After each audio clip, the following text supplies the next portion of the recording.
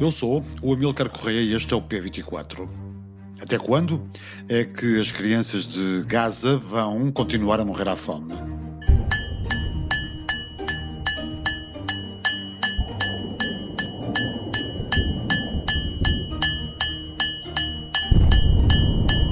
O som que acabou de ouvir é o do bater de uma colher numa panela. É o som que muitos em diferentes partes do mundo têm reproduzido para manifestar a indignação pela catástrofe humanitária que Israel criou em Gaza. Neste mês de julho, Israel tem matado uma pessoa a cada 12 minutos. Mais de 1000 palestinianos morreram, segundo a ONU, na tentativa de obterem comida. Cresce a indignação mundial, é certo. 28 países emitiram uma declaração criticando Israel por privar os civis palestinianos da dignidade humana e Emmanuel Macron disse que a França iria reconhecer o Estado palestiniano em setembro. Israel e Estados Unidos dizem que esta é uma decisão que recompensa o terror. Mas nada disto vai acabar com a fome que todos os dias mata crianças em Gaza. A Organização Mundial de Saúde diz que o sistema de saúde colapsou. As negociações de um cessar-fogo estão suspensas e a ajuda humanitária bloqueada. O governo de Netanyahu nem é pressionado pelos Estados Unidos nem pela União Europeia. Jorge Botelho Muniz, professor e investigador em Relações Internacionais da Universidade Lusófona, é o convidado deste episódio. Bem-vindos ao P24. O seu dia começa aqui. Na Torre do Tombo, 12 caixas ficaram esquecidas durante décadas. Nelas, o passado escondido da PIDE em Moçambique. Tortura, desaparecimentos, abusos. Quando o cão mordia, o guarda-ramos dizia: "Deixa o cão tirar bife que ele está com fome." Este podcast revela os testemunhos que a PIDE tentou apagar. Relatos de mães, prisioneiros, médicos. Tenório dizia aos cipaios: "Leva no mato e mata." Os dois cipaios levavam os presos para o mato e davam-lhes porrada, com paus. O que nós vamos fazer é revelar um manancial inacreditável de crimes. Do Jornal Público, PIDE-DGS em Moçambique, a descoberta das provas da violência e do terror. Uma série narrada por Ruben Martins, com investigação de Maria José Oliveira. Disponível em público.pt e nas principais plataformas de áudio. Jorge Botelho Muniz, obrigado por ter vindo ao P24 para falarmos sobre a atual situação em Gaza, no Médio Oriente. A decisão da França de reconhecer o Estado palestiniano na semana passada pode ter um efeito de contágio em outros países e contribuir para exercer uma maior pressão sobre Israel? Olá a todos os ouvintes. Sim, eventualmente sim. Aliás, eu acho que a jogada e os dados estão lançados para que aconteça isso, até porque esse reconhecimento está a acontecer, e acontecendo em setembro, como para já é previsto, até denuncia aqui a demonstração de uma diferença grande, não só entre a França e muitos dos seus aliados, Estados-membros da União Europeia, por exemplo, e outros Estados europeus, mas em particular a posição dos Estados Unidos da América relativamente a Israel e à causa palestiniana naturalmente, e aquele que seria um aliado natural dos Estados Unidos da América aqui a mostrar claramente que não sei se é uma espécie de novo alinhamento a piscar o olho ao sul global, a esta região do Médio Oriente, porque 3/4 do Conselho da Assembleia, aliás, Geral das Nações Unidas já reconhecem o Estado da Palestina. Portanto, isto seria interessante. A questão é que seria uma primeira potência ocidental e o primeiro membro do Conselho de Segurança das Nações Unidas a fazê-lo desta forma. Portanto, é uma mensagem política que é muito, muito interessante a nível das consequências práticas. Eventualmente sim, há mais pressão sobre Israel. Todos sabemos que essa é uma tentativa também de procurar levar uma eventual negociação para aquilo que pode ser um cessar-fogo, finalmente um cessar-fogo que possa aguentar em Gaza, mas também há aqui uma crítica subjacente à inação dos Estados Unidos relativamente a Israel, com esta, digamos assim, primeira potência ocidental a liderar este processo. Portanto, se vai ter ou não efeito de contágio, não sei. Sei que a resposta de Portugal foi rápida pelo Ministro dos Estrangeiros, que já veio dizer que Macron já não é a primeira nem a segunda vez que faz isto e que nos últimos meses já o tinha tentado e que Portugal continua aberto a este reconhecimento, portanto tem aqui esta janela que sempre esteve aberta, mas mais uma vez empurrou a questão para convém haver um alinhamento entre os Estados-membros da União Europeia para haver uma posição comum. Agora, como sabemos, não vai haver uma posição comum nem agora nem amanhã, e Portugal também está aqui interessado, acredito eu, a pensar na sua candidatura ao Conselho de Segurança das Nações Unidas em 2027 e 2028. Ursula von der Leyen, na sua visita a Pequim, o seu encontro com o Xi Jinping, teve a coragem ou a desenvoltura de dizer ao líder chinês que o apoio à invasão da Ucrânia não era muito bem visto pelos países europeus. Mas a inação da União Europeia em relação a Israel está nos antípodas desta preocupação que von der Leyen tem manifestado com a Ucrânia. Esta inação da União Europeia terá custos irreversíveis para a reputação e a importância estratégica do Bloco Europeu? Eu não sei se os custos são irreversíveis. O mundo é um lugar muito curioso, não é? As relações internacionais são tão plásticas. Cada vez mais estranho. É tão curioso que eu censuro fortemente a incapacidade da União Europeia em chegar a uma posição comum ou aproximada disso relativamente àquilo que parece mais ou menos óbvio aos olhos de qualquer pessoa razoável, que é a condenação das ações desproporcionais que Israel está a fazer em Gaza. Eu censuro isso, mas quando depois podemos pôr em questão o facto de a União Europeia não ser coerente ao nível das relações internacionais porque tem falhas, e depois quando ela está a ser comparada com Estados que têm práticas absolutamente imorais, como aquilo que, por exemplo, a Rússia fez na Ucrânia, em Bucha, por exemplo, ou que fez com a deportação de milhares de crianças ucranianas, ou seja, como a Rússia é muito coerente a violar o direito internacional e a massacrar e aparentemente a deportar crianças, há um nível de coerência que é tolerado. A China, absolutamente amoral, é indiferente se o regime é mais à esquerda, se é mais à direita, respeita mais ou menos os direitos humanos, se aquilo que se passa em Xinjiang, e então torna-se também indiferente porque ela está lá, se for necessário, e não julga. A UE julga, e depois, por conta da sua incoerência, como todos nós temos e como nas relações internacionais existiram sempre, é-lhe sempre apontado esse custo reputacional. Ou seja, parece que de repente ela perde a credibilidade para poder influenciar, precisamente porque não tem essa posição única, para não influenciar uma determinada região no globo. E isto é mesmo muito trágico quando se, de alguma forma, se beneficia ou olha com os olhos até relativamente tolerantes para quem é coerente a violar o direito internacional e para aquele que, de vez em quando tem um certo nível de incoerência, lhe é apontado o dedo como se fosse o principal desestabilizador das relações internacionais. Agora, se eu acho que vai haver alguma posição comum, e eu percebo que Ursula von der Leyen possa ter sido acusada por Xi Jinping eventualmente de, bem, mas a senhora e os seus Estados-membros, os Estados-membros da organização da qual faz parte, da União da qual faz parte, mantém uma posição que é bastante ambígua, não é? Porque tem, por exemplo, a Alemanha, a Áustria, a Chequia, que continuam a falar do direito à defesa de Israel, quase que dizendo que sim, é desproporcional, mas Israel, de alguma forma, deve continuar a fazê-lo, e aqueles que querem reconhecer a faixa de Gaza, como Espanha e a Irlanda, e ainda há pouco estamos a falar da questão francesa. Portanto, se eventualmente a União Europeia poderia ter aqui alguma capacidade de pressionar a China, porque grande parte do argumento é precisamente esse, é dizer à China, parem de apoiar a Federação Russa num conflito que destabiliza a Europa. A China não é por isso que vai parar, nem pela questão da coerência ou incoerência europeia. A China vai parar se eventualmente perceber que a torneirinha que a União Europeia tem aberta a nível do mercado comum começa a fechar.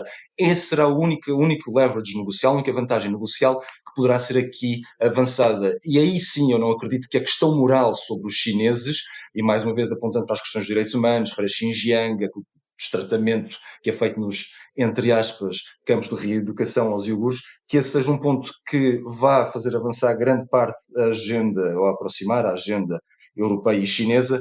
A questão comercial, eventualmente grandes linhas de agenda como as alterações climáticas, não sei até quando é que a China quererá morder esse isco, são os pontos eventualmente nos quais o Ursula von der Leyen poderá exercer alguma pressão. Agora, passar a cimeira de 2 para 1 dia e aquilo, pronto, ter saído sem grandes conclusões, enfim, da minha parte, muito pessimismo, porque mais uma vez a China parece, e aliás no público vocês tinham isso no podcast Os Diplomatas, precisamente a ideia de que há uma grande ambiguidade na relação entre a União Europeia e a China, mas neste momento dentro dessa ambiguidade parecem realmente mais rivais sistémicos do que outra coisa. Uhum.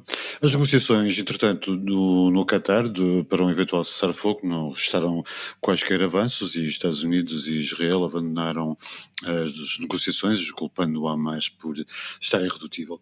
Neste caso, os países árabes podem fazer mais pela Palestina, pelos palestinianos do que estão a fazer. Não fazem mais porque não querem ou porque não podem?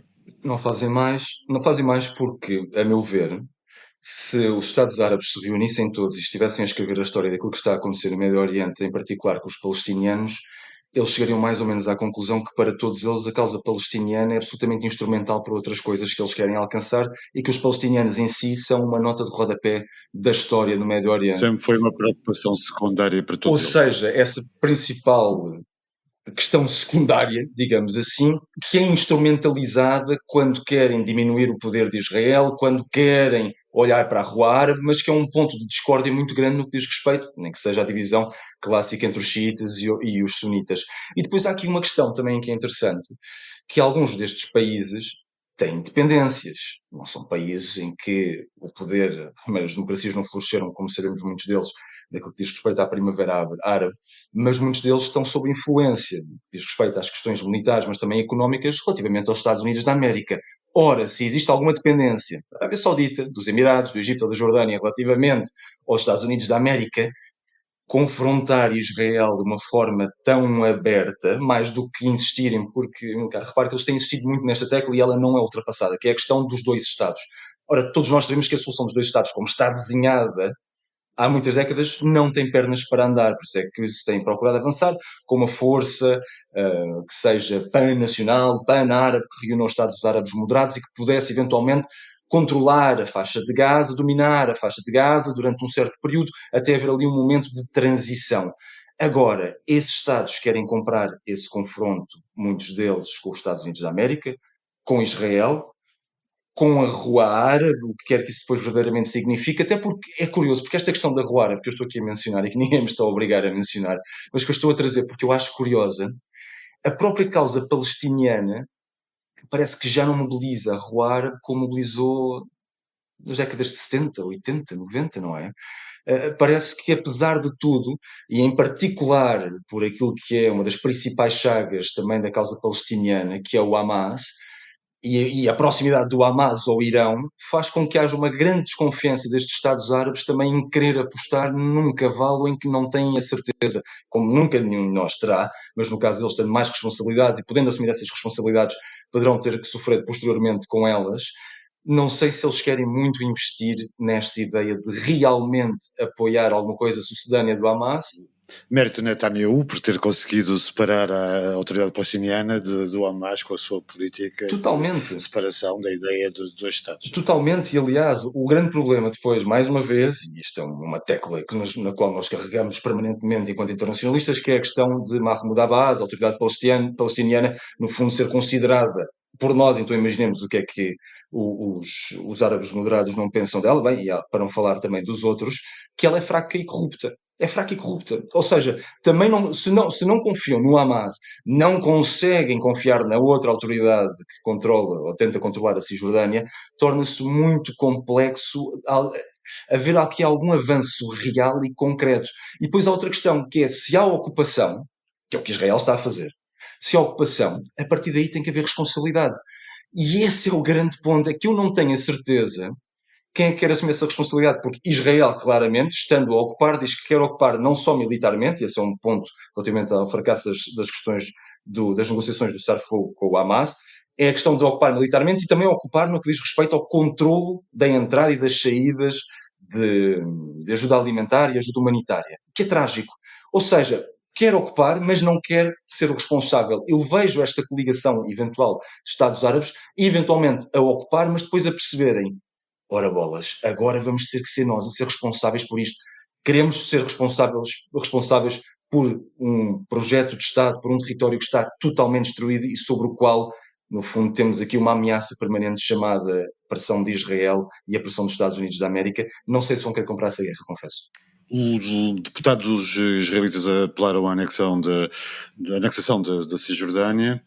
Olhando para Israel, percebe-se que há uma oposição a muitas das políticas do governo Netanyahu, mas elas nunca se traduziram até agora em mudanças políticas reais no país. Porquê? Bem, primeiro, porque a opinião pública israelita tem aqui diferentes dimensões. Primeiramente, até no que diz respeito, podia eventualmente levar a alguma indignação maior, ainda uma indignação dupla, que é a primeira a questão dos reféns. e eu tenho citado isto regularmente, desde outubro de 2024 e em novembro de 2024, não só Yoav Gallant, ex-ministro da Defesa de Israel, como as altas patentes militares de Israel já disseram aquilo que podia ser alcançado ao nível militar já foi alcançado. Ou seja, há quase um ano, estamos a falar de 9 meses, cerca de 9 meses. Portanto, a única questão aqui é a solução política. Ou seja, há uma retaliação militar permanente, mas sem objetivos políticos. Para os israelitas isto podia ser suficiente para pensarem, então, se agora a questão militar e a retaliação militar já não vai alcançar nada a nível militar verdadeiramente e estratégico, então que venham os objetivos políticos e indignar-se então do porquê da questão dos reféns, que aparentemente é o grande mantra que Israel continua a levantar, não ser o principal ponto. E aliás, Steve Witkoff saiu recentemente das negociações no Qatar, certo? Em que, com Israel, também com a delegação israelita, em que no fundo disse, bem, ok, o Hamas está a agir de má fé, está a ser egoísta e por consequência vou retirar a minha equipa negocial e eventualmente a questão dos reféns vai ser resolvida de outra forma. Portanto, internamente, isto podia levar a uma maior comoção, que já tem levado também ao nível da opinião pública israelita, e depois externamente, aquilo que poderia também levar aqui a pressão é realmente estas imagens que nos indignam a todos e que há centenas de agências humanitárias que já desde o início do conflito começaram a alertar para os problemas que poderiam vir e depois concretizaram-se a nível da tragédia que está a acontecer em Gaza e aparentemente a ONU está errada, as suas agências como a Unicef estão erradas, a Organização Mundial da Saúde está errada, a Amnistia Internacional está errada, a Cruz Vermelha está errada, a Human Rights Watch está errada. Eu podia continuar aqui a dizer todas essas instituições estão erradas e que Israel é o único Estado que continua a dizer que não há fome, embora a narrativa já seja outra. Já não se diz que há uma crise humanitária, diz que a crise humanitária não é causada por Israel, mas sim pelo Hamas. Portanto, era bom que pudesse haver aqui alguma mudança, alguma pressão interna, e Bibi Netanyahu podia jogar com o capital político que ganhou internacionalmente com a sua vitória tática sobre o Irão, com o apoio dos Estados Unidos da América, para capitalizar e eventualmente convocar eleições antecipadas para ficar desamarrado, se quisesse, da sua coligação ultradireita e ultra-ortodoxa. Não sei se o quer, não sei se vai arriscar, mas era preciso que houvesse essa opinião pública israelita mais em massa, não só a apelar à libertação daqueles que se esperam que sejam 2 dezenas ainda de reféns israelitas que estejam vivos, mas também a apelar ao outro lado. Mas olhar para o outro lado neste momento, no momento em que Israel continua numa espécie de trauma coletivo em que não sabemos efetivamente se vai, no futuro próximo, ultrapassar e se vai ultrapassar alguma vez esta lógica do medo existencial, então eu não sei se vai ser aqui o grande momento para haver esta aberta no que diz respeito não só à questão dos reféns, mas à questão palestiniana. Aquilo que me parece, e para terminar, é que eventualmente Israel não vai conseguir ultrapassar aquela imagem de ser uma sociedade em estado de guerra permanente. E isso é muito infeliz para Israel, mas para a região e em particular para os palestinianos. Jorge Botelho Muniz, obrigado pela sua análise.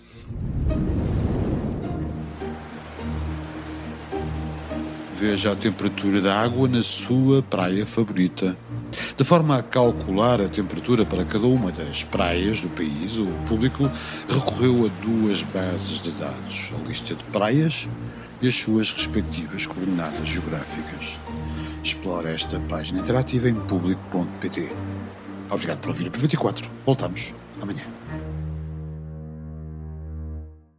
Para não perder os novos episódios, subscreva este podcast do Público na sua aplicação preferida.